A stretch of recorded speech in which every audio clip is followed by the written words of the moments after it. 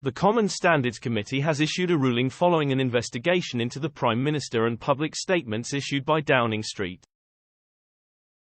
Rishi Sunak has been rapped by the Common Standards watchdog over another breach of the rules. The Prime Minister escaped sanction over the row over his failure to correctly declare his wife's Akshata Murthy's interest in a childcare firm, ruIes, which benefited from the March budget. Public statements made by No. 10 breached confidentiality rules while the Standards Commissioner was probing claims he should have declared his wife shares in the company, which came under scrutiny following a shake-up of rules for childcare firms at this year's budget. Mr. Sunak accepted the conclusions and apologized at the time.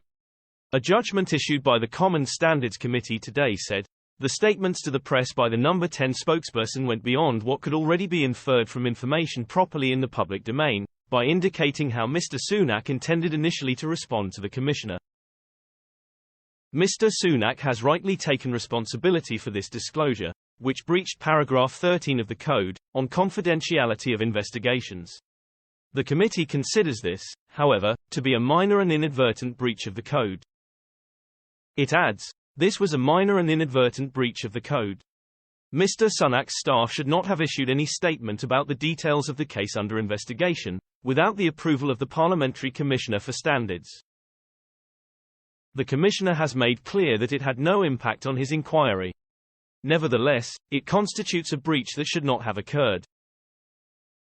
It is the latest in a series of mishaps by the PM.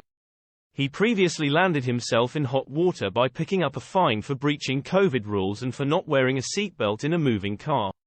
Police also intervened when his dog Nova was allowed off her lead in a royal park.